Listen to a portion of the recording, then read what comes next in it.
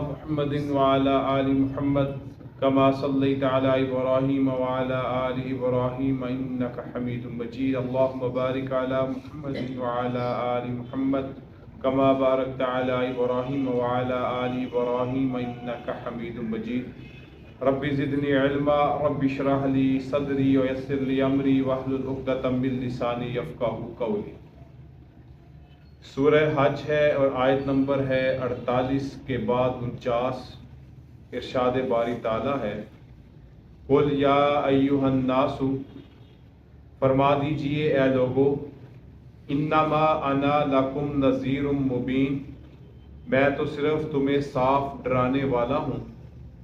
فالذین آمنوا وعملوا الصالحات، بس جو لوگ ایمان لائے اور اچھے کام کیے، لہم مغفرت، ان کے لیے بخشش ہے، ورزق کریم، اور عزت کی روزی ہے۔ والذین سعوا فی آیاتنا، اور جنہوں نے ہماری آیتوں کے پست کرنے میں کوشش کی، معاجزین پست کرنے کی، اولئک اصحاب الجحیم، یہی لوگ ہیں جہنم والے۔ سورہ حج کی یہ 3 آیات مبارکہ مخاطب ہیں ساری کی ساری انسانیت۔ قرآن مجید فرقان حمید میں بطور خاص اللہ تعالیٰ نے خطاب فرمایا ہے اہل ایمان سے، جن سے مراد وہ لوگ ہیں جو اللہ اور اللہ کے رسول پر ایمان لاتے ہیں، اور یہ قرآن مجید میں تقریباً 80 سے زیادہ مقامات ہیں۔ اور ایسے ہی اللہ رب العزت نے یا ایہا الناس سے بھی خطاب فرمایا ہے، یعنی ساری کی ساری انسانیت کو۔ یا ایہا الناس سے خطاب اس بات کی طرف بھی دلیل اور اشارہ ہے کہ حضور اکرم صلی اللہ علیہ وسلم کل انسانیت کے لیے پیغمبر بنا کر بھیجے گئے، کیونکہ اس سے پہلے جتنے بھی انبیاء اور جتنے بھی رسول آئے ہیں، ان کی ذمہ داری ساری کی ساری انسانیت نہیں تھی۔ مخصوص علاقے کے لوگ، مخصوص نسل کے لوگ، مخصوص قوم سے تعلق رکھنے والے لوگ، مخصوص زبان بولنے والے لوگ، لیکن نبی و آخر الزمان حضور اکرم صلی اللہ علیہ وسلم کی نبوت کی خصوصیات میں سے یہ خصوصیت ہے کہ اللہ تعالیٰ نے آپ کو ساری انسانیت کے لیے نبی بنا کر بھیجا ہے۔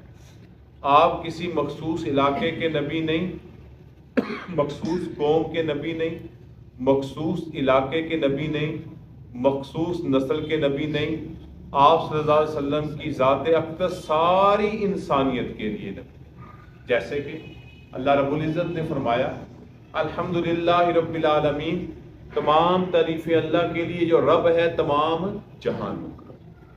پھر فرمایا گیا وما ارسلناک الا رحمتا للعالمین، ہم نے آپ کو تمام جہانوں کے لیے رحمت بنا کے بھیجا۔ ایسے ہی فرمایا گیا یہ قرآن مجید ذکر للعالمین، ذکر ہے، نصیحت ہے، واعظ ہے، للعالمین، سارے کے سارے جہانوں کے لیے۔ تو یہ خصوصیت ہے نبی اکرم صلی اللہ علیہ وسلم کی کہ آپ عالمی پیغمبر ہیں، تمام انسانوں کے پیغمبر ہیں۔ اس لیے آپ کے مخاطبین، آپ کی دعوت و تبلیغ کا میدان صرف عرب کا علاقہ نہیں، صرف مکہ اور مدینہ نہیں، صرف عربی بولنے والے نہیں، بلکہ آپ کے مخاطبین، آپ جن تک اللہ کا پیغام پہنچانے کے لیے بھیجے گئے، ساری کی ساری انسانیت ہے، چاہے وہ عجم کا ہو، عرب کا ہو، ایشیا کا ہو یا افریقہ کا ہو، وہ یورپ کا رہنے والا ہو یا امریکہ کے ترقی یافتہ علاقے کا رہائش پذیر ہو۔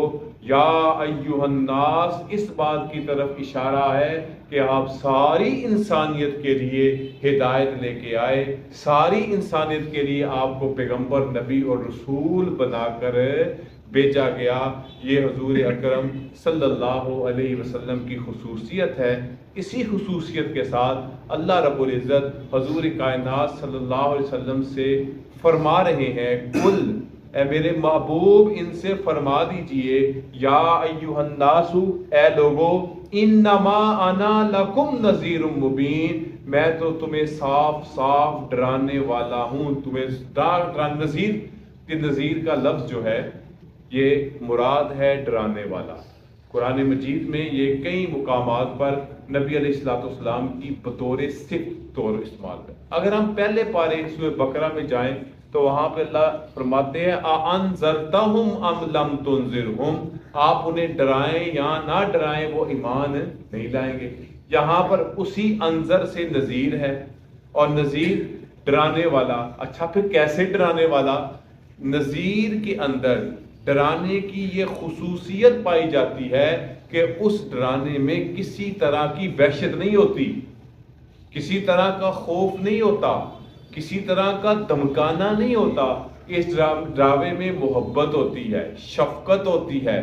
किसी को उस डराना इस तरह का कि उसके नुकसान से आगाह करना, भाई अगर तुमने ये काम ना छोड़ा तो तुम्हें फायदे की बजाय क्या पहुंचेगा? नुकसान। तो नज़ीर ऐसा डराने वाला नहीं, पंजाबी में हम कह लें कि जो तरा ही निकाल दे, ऐसा डराने वाला जो शफकत, मोहब्बत और आपके फायदे के लिए आपको डराए। और नबी अकरम सल्लल्लाहु अलैहि वसल्लम अपने बारे में इरशाद फरमाते हैं, हदीस मुबारका का मफहूम है कि मैं देख रहा हूं कि तुम जहन्नुम की तरफ गिरे जा रहे हो और मैं तुम्हें पकड़ पकड़ के जहन्नुम से दूर कर लाऊं। तो ये ऐसी शफकत, ऐसी मोहब्बत, ऐसा ताल्लुक वो नबी अलैहिस्सलाम की ज़ात गिरामी के अंदर है। और इसीलिए फरमाया, तो ये ऐसी शफकत, ऐसी मोहब्बत, ऐसा ताल्लुक वो नबी अलैहिस्सलाम की ज़ात गिरामी के अंदर है। और इसीलिए फरमाया गया, मैं तो तुम्हें साफ साफ डराने वाला हूँ। क्या मतलब? मेरे डरावे में तुम्हारे लिए फ़ायदा है, तुम्हारे लिए नफ़ा है, तुम्हारे लिए नुकसान से आगाही है कि तुम राह हिदायत पर आकर अजाब जहन्नुम से बच जाओ और जन्नत के फायदों को और अल्लाह की रजा को हासिल कर लो। फरमा दीजिए, ए लोगो, इन्नमा अना लकुम नज़ीरुम मुबीन, मैं तो सिर्फ तुम्हें साफ साफ डराने वाला हूँ। खुल के, मुबीन कहते हैं हर चीज को खोल के बयान कर देना, यानी मैं तो तुम्हें डराने ही के लिए आया। अच्छा, फिर अल्लाह फरमाते हैं, फल्लज़ीना आमनू व अमीलुस सालिहात, फिर जो लोग ईमान लाए, यानी जो नबी अलैहिस्सलाम के आगाह करने से वाकिफ हो गए, जो नबी अलैहिस्सलाम के मोहब्बत और शफकत भरे डरावे से ईमान की तरफ मुतवज्जे हो गए, व अमीलुस सालिहात, और नेक अमाल भी किए। तो यहाँ पर एक बात बड़ी तवज्जो तलब है, वो क्या है? ईमान और अमले सालेह, ये दो चीजें निजात का जरिया हैं। ईमान और अमले सालेह। ईमान वो कुंजी है, वो चाबी है जो इंसान को कामयाबी की राह पे चलाती है। अब उसके दंदाने क्या हैं? वो अमाले सालेह है। मिसाल देता हूं मैं, आप चाबी बनवाने वाले के पास जाते हैं, उसके पास चाबियां पड़ी होती हैं, आप कहते हैं कि इस चाबी के मुताबिक या इस ताले में फिट होने वाली चाबी बना दो। या तो आपके पास चाबी होती है या आपके पास ताला होता है। वो क्या करता है? आपकी दी हुई चाबी को पकड़ता है, अपने पास से दूसरी चाबी बगैर दंदानों के निकालता है और उसके मुताबिक दंदाने बना के कहता है, लीजिए ये चाबी आपकी चाबी की तरह बन गई। अल्लाह ताला ने हमें मुसलमानों के घर पैदा किया, ईमान की तौफीक दी, कलमा हमने सीखा, पढ़ा, अब वो चाबी हमारे पास आ गई है जो कामयाबी की चाबी है, जो जन्नत की चाबी है। अब उसके दंदाने हमने कैसे डालने हैं? उसके लिए हमें आमाले सालेहा करने होंगे। वो आमाले सालेहा क्या है?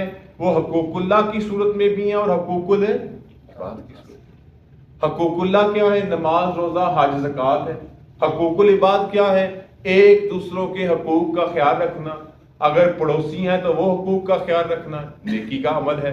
अगर हम उस्ताद शागिर्द के नाते से हैं तो एक दूसरे के हकूक का ख्याल रखना।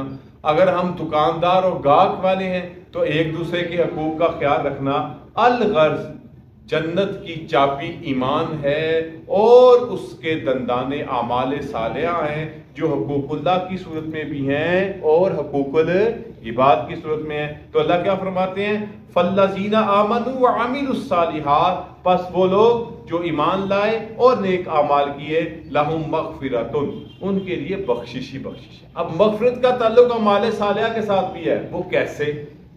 ہمارے کتنے ہی اعمال صالحہ ایسے ہیں جو گناہوں کو مٹانے کا سبب بنتے ہیں۔ ایک نماز سے دوسری نماز گناہوں کے مٹانے کا سبب ہے، وضو والا عمل گناہوں کے مٹانے کا سبب ہے، جمعے سے جمعے کی نماز مزید گناہوں کے مٹانے کا سبب ہے، اور پھر اس کے بعد رمضان کے روزے گناہوں کو مٹاتے ہیں، حج بیت اللہ مزید گناہوں کو مٹاتی ہیں، ایک دوسرے سے معافی تلافی کرتے رہنا یہ بھی اچھے کام ہے، کبھی غلطی ہو جائے معذرت چاہتا ہوں، وہ بھی کہے میں تجھے معاف کرتا ہوں، تو یہ کیا ہے؟ یہ مغفرت ہے۔ یہ ایمان اور عمل صالح کی بدولت اگر ہم اس پہ کاربند ہو جائیں تو اللہ فرماتے ہیں مغفرت ہے وَرِزْقٌ کریم، اور عزت کی روزی ہے۔ کیا مراد یہاں سے؟ اگر ہم ایمان اور اعمال صالحہ کے ساتھ زندگی بسر کریں گے تو اللہ تعالی ہماری مغفرت کے ساتھ ہمارے لیے عزت والی روزی کا بھی بندوبست فرما دیں گے، بشرطے کے ایمان اور عمل صالح کا۔ ہم کن چکروں میں پڑے ہوتے ہیں؟ زیادہ پیسے کمانے کے چکر میں ملاوٹ، زیادہ پیسے کمانے کے چکر میں کم تولنا، دھوکہ دینا، فراڈ کرنا۔ نتیجہ کیا نکلتا ہے؟ شاید 4 پیسے ہم کما تو لیتے ہیں لیکن پھر اس کے اجڑنے کے راستے بھی بڑے پیدا ہو جاتے ہیں۔ تو ہم ایمان اور اعمال صالحہ کی زندگی بسر کریں گے، اللہ مغفرت و بخشش بھی فرمائیں گے اور عزت والی روزی بھی۔ اب اللہ تعالیٰ دوسرے گروہ کا ذکر فرما رہے ہیں، وہ کون ہیں؟ وَالَّذِينَ سَعُوا فِي آيَاتِنَا، اور وہ لوگ جو کوشش کرتے ہیں ہماری آیتوں میں معاجزین، پست کرنے میں۔ وہ کیا کرتے ہیں؟ قرآن کی آیات کو جھٹلانے کی کوشش کرتے ہیں، اللہ کی نشانیوں کو جھٹلانے کی کوشش کرتے ہیں، اہل ایمان کو جھٹلانے کی کوشش کرتے ہیں، اعمال صالحہ کرنے والوں کا مذاق اڑاتے ہیں۔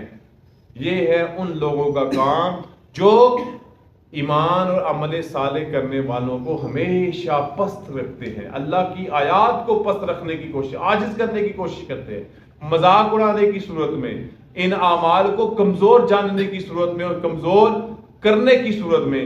ان کے بارے میں اللہ نے کیا فرمایا؟ اولئک اصحاب الجحیم، یہ کون لوگ ہیں؟ یہ جہنم والے ہیں۔ اب اللہ تعالیٰ نے جہاں 3 آیتوں میں، آج کے اس مختصر درس میں 3 آیتوں میں اللہ تعالیٰ نے پہلے ہمیں متوجہ کیا کہ میرے پیغمبر تمہیں محبت، شفقت، مودت سے اللہ کی طرف متوجہ کرنے کے لیے آئے ہیں۔ جو متوجہ ہو جائیں گے وہ مغفرت اور عزت کی روزی والے ہیں، اور جو صرف متوجہ نہیں ہو رہے بلکہ اللہ کی آیات کا، اللہ کے احکامات کا، اہل ایمان کا، اہل ایمان کے اعمال کا، ان کا مذاق اڑاتے ہیں، ان کو پست سمجھتے ہیں، تو ان کا ٹھکانہ کیا ہے؟ جہنم۔ اللہ تعالی ہمیں ایمان اور عمل صالح کرنے والوں میں سے فرمائے اور ہمیں جہنمیوں سے اور جہنم کے کام کرنے والوں سے دور فرمائے۔ اللہ تعالی عمل کی توفیق عطا فرمائے۔ وآخر دعوانا الحمدللہ رب العالمین۔ الحمدللہ رب العالمین والصلاۃ والسلام علی رسول